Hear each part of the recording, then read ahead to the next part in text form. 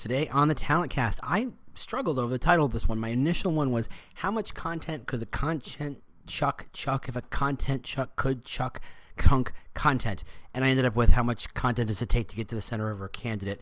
Because I assume you're all Gen X like me and you get jokes like that. We'll be right back. Hello, and welcome to the Talent Cast. I'm your host, James Ellis. We're here to talk about employer branding and talent acquisition, talent recruitment marketing at some fairly deep levels. We're not here to pitch books. We're not here to pitch software. This is a 100% pitch-free zone. We're here to go back to first principles and really think through what it's going to take for you to be better at employer brand and talent acquisition, for you to win the war for talent. Yes, that's a bad metaphor. Yes, people shouldn't say it. Yes, it's also my Twitter handle, so I can't help you. This will not be your standard podcast. This will be a little goofy, a little weird, a little bit of me. Hopefully you're going to learn something from it. If you like it, please tell people.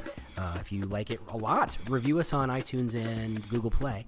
Otherwise, you can learn more about us or talk to us directly on Twitter, again, at The War for Talent, or just go to our website, thetalentcast.com. So that having been said, here's the show. Hey, how you doing? James Ellis here. Hope you're having a great time. I want to thank mon frere, Benji Goodrich, who has asked this question. And I love it when you ask questions. Not just you, Benji, but everybody. Want your opinion? Well, that's so sweet. Better to have tons of content on careers pages or keep it simple and to the point? What a fantastic question, because I do love me some content strategy and content theory, and I love relating it to recruitment marketing and employer brand. So it's a match made in heaven. Join me, won't you? Okay, so the question is, Benji wants to know, effectively, he's establishing a binary choice. You can either make it simple and to the point, getting people to apply for the job, making the path between thought and action as clean and simple as possible, and getting out of their way, and I love getting out of people's way, or you can inundate them with content, and these are taking things to the extreme a little bit, inundate them with content and stories. Which is better? Well, the answer is no and yes. The answer is it depends, but let me talk you through how to think about this process, at least how I would think about this process. Not that I am the complete expert, but, it's my podcast, so what are you going to do? I'm having a really good morning. So I always think about candidates in two different flavors. I think about them in people who are looking to take action, i.e. transactional candidates, meaning people who have found the job already or know they want to work for you. They already have some sort of pre-established concept of you as a brand. They've always thought about working for you, or they are looking for the kinds of job that don't require a lot of research, i.e. entry level, or you are so well known. Like, for example, an enterprise holding is super well known for its management trainee program. I know I want to be a management person. Guess what? I know I want to work there. I've always known, and therefore I'm going to do it. Again, no pitching. This isn't about enterprise holdings. But those people are very transactional. They are here. These are the people who, quite literally, your ATS was built to help and then to frustrate. Let's be fair.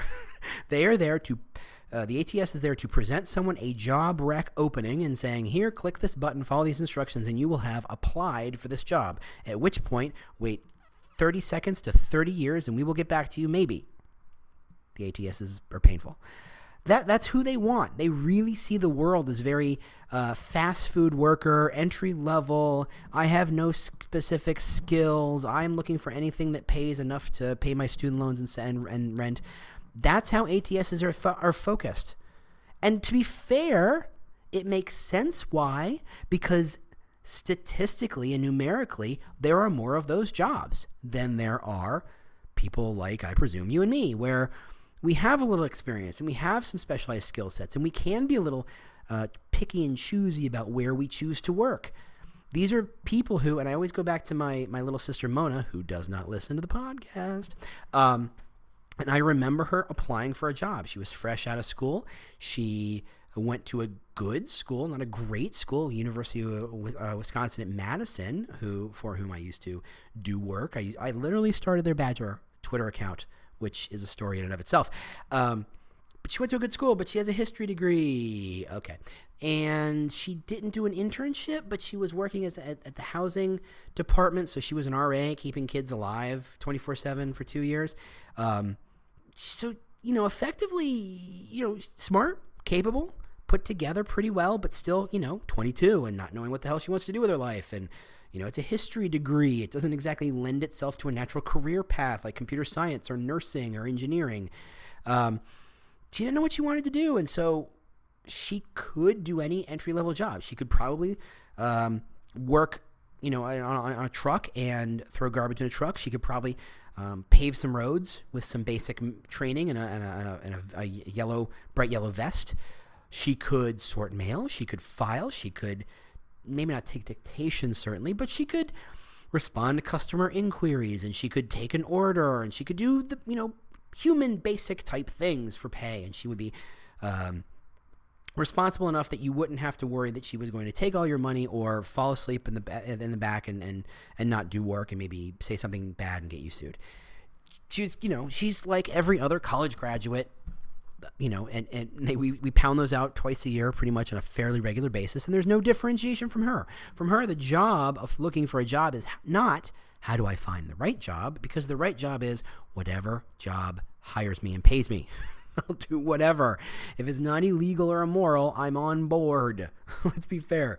She would have taken some pretty semi-sketchy jobs because at some point you just need to pay your rent, right? She was living on my couch for 2 months trying to figure out how to make it in Chicago. Luckily, she was looking at my little kid for a little bit, so that was great. So that's how she paid for her 2 months here.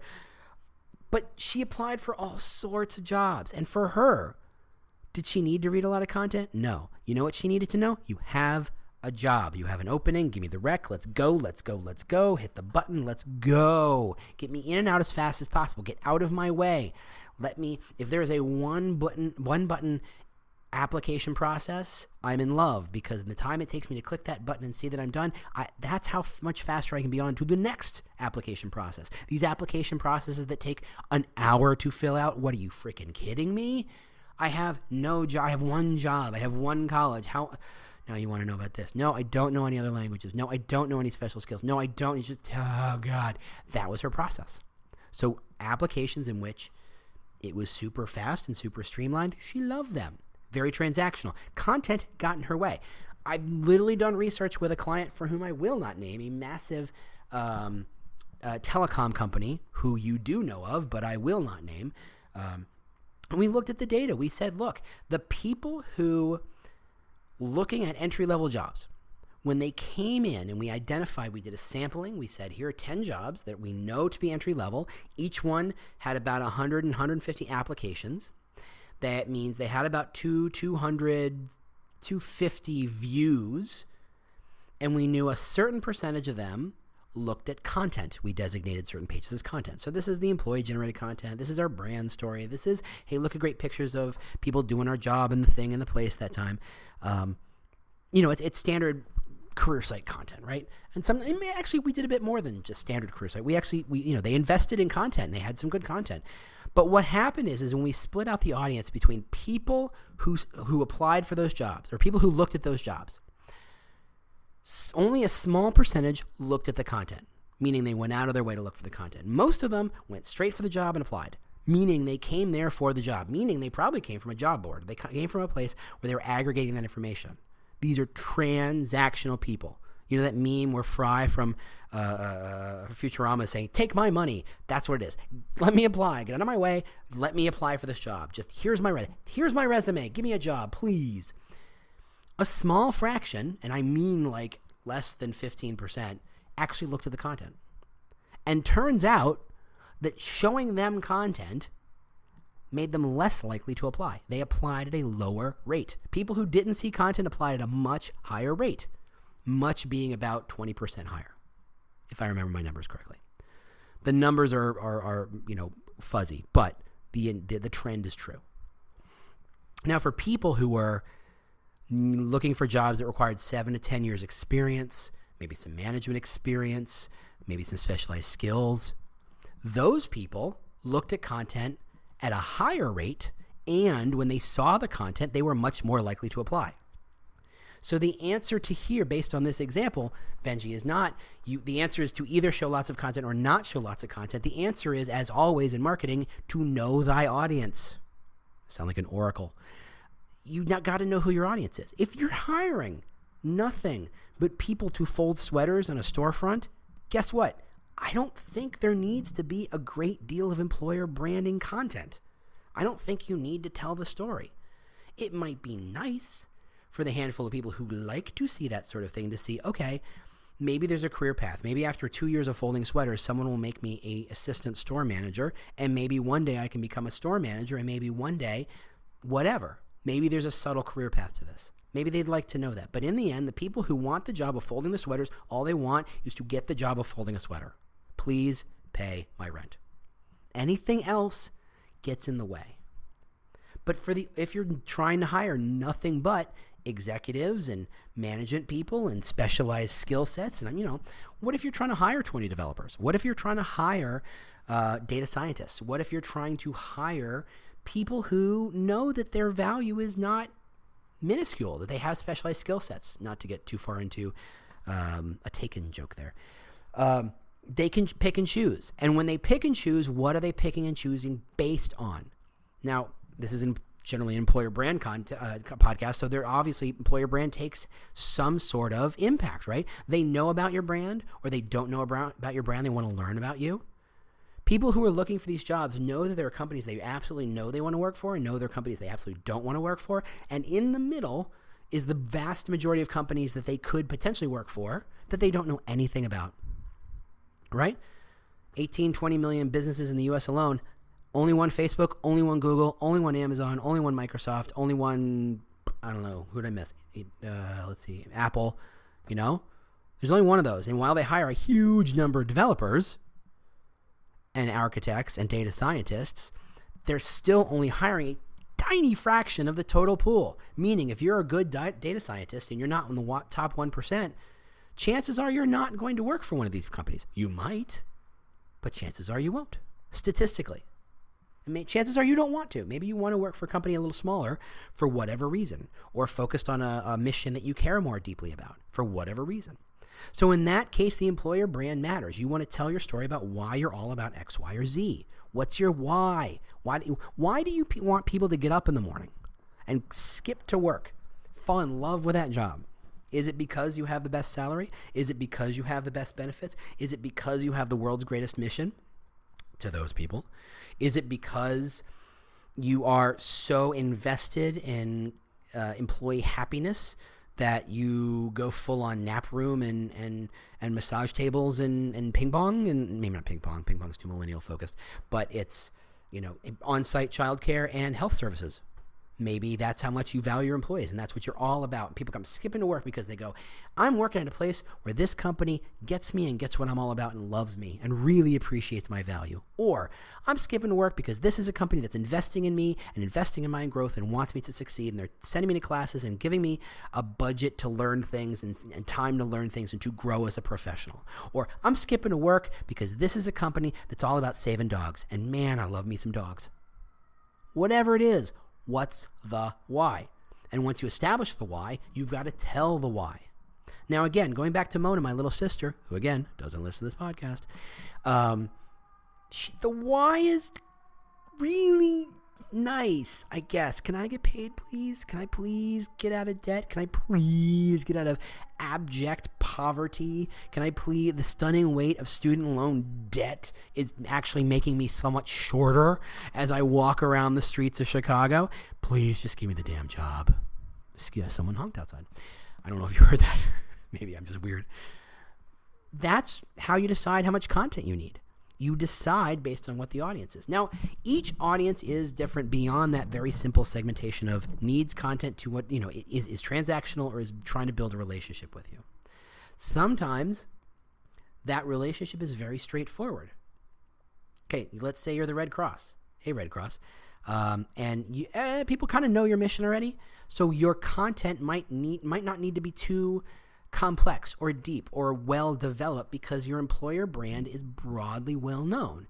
Your mission is broadly well known. You might have to spell it out. So if you're looking to hire a data scientist, and chances are you probably are, why? What is a data scientist going to spend their time doing for the Red Cross, or a developer, or an accountant, or an attorney? What are they going to spend their time doing for you? Yes, they get your mission, but connect the dot, right? If you're a company that's all about taking blood and saving lives and being there when things go bad, and you need an accountant. Why? In my mind, accountants are usually the cause of those troubles. That's a joke. I'm kidding. I'm related to lawyers. I'm allowed to. It's just kidding. I am, in fact, related to lawyers.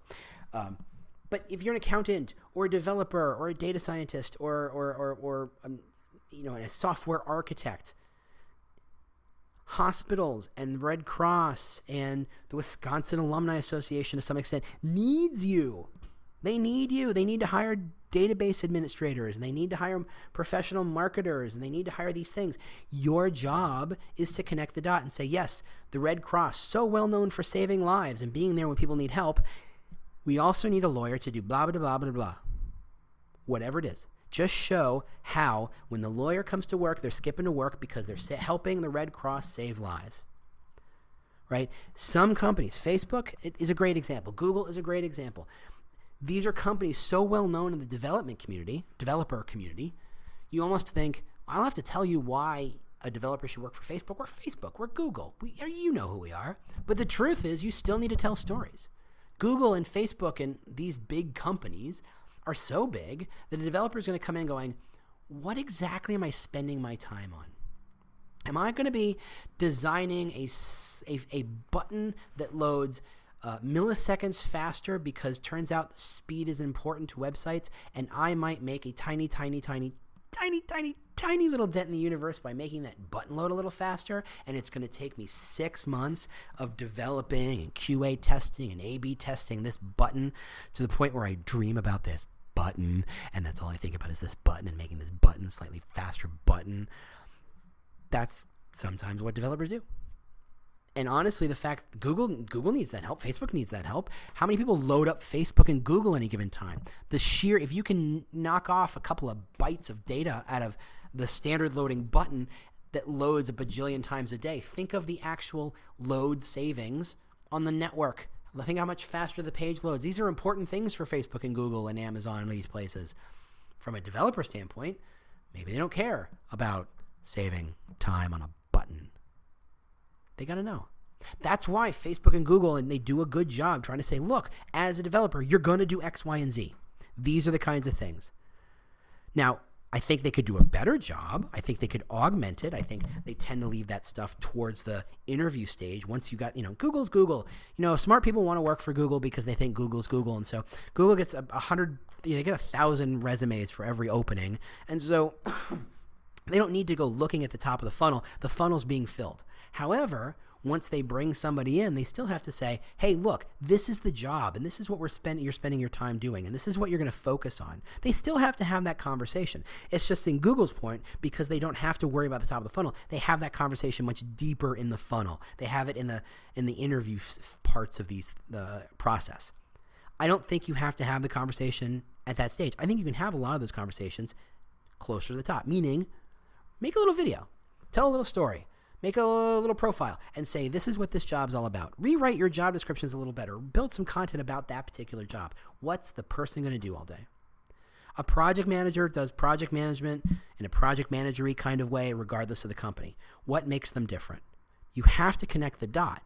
Telling these broad stories of what you're all about is nice, but you have to connect the dot to say your individual experience will look kind of like this.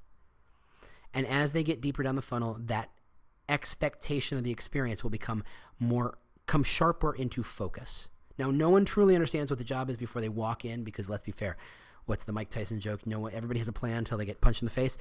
Everybody has an expectation of what a job is until they sit down at their desk, and it turns out the barrage of emails changes things. You can only expect so much. You can only project so much and anticipate so much. Hey, just interrupting myself for just a second, just to remind you that because this podcast has made me extraordinarily wealthy, there's really nothing you can do. You don't have to buy anything. You don't have to make any commercials or anything. You do not have to donate anything at all to keep this podcast going. Again, wealthy beyond my wildest dreams. Thank you all. I appreciate it.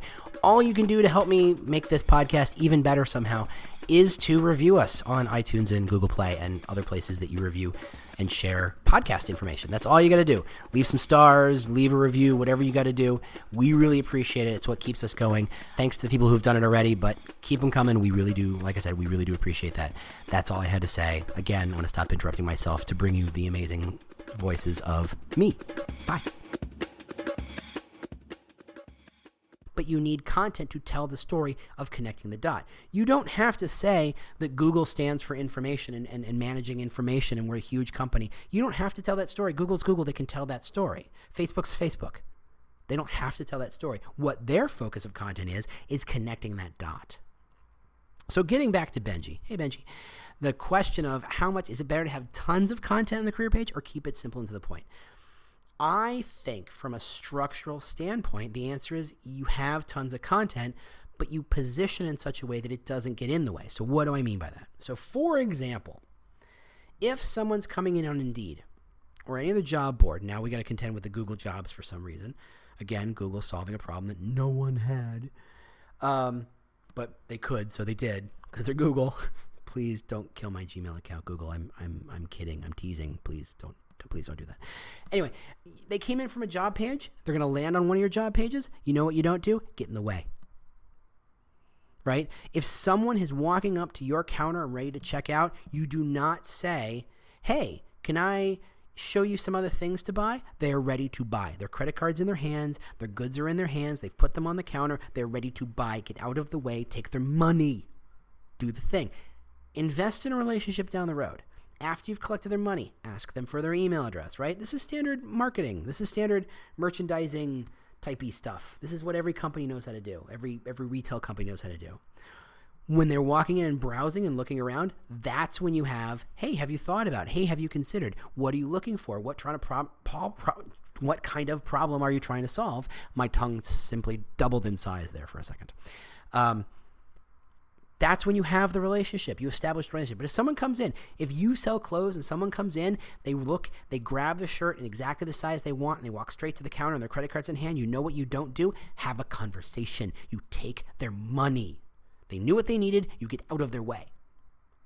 So from a career site standpoint, you put the content on the site and you make it accessible and easy to find, but you do not put it in the way. You do not force them to scroll through 2 or 3 pages of your story to get to the job that's what they want to do. You don't make them jump through hoops. You put it on the job page. Now, most of your recruitment marketing software packages, the kinds of software that pulls the jobs out of your ATS and makes web pages that are branded and pretty and all that stuff, they only put the job description content on that page. Maybe they map to other data. Maybe they augment it slightly with some Glassdoor information or maybe some other data points that are pretty and attractive or whatever. But in the end, it's all about this is the job.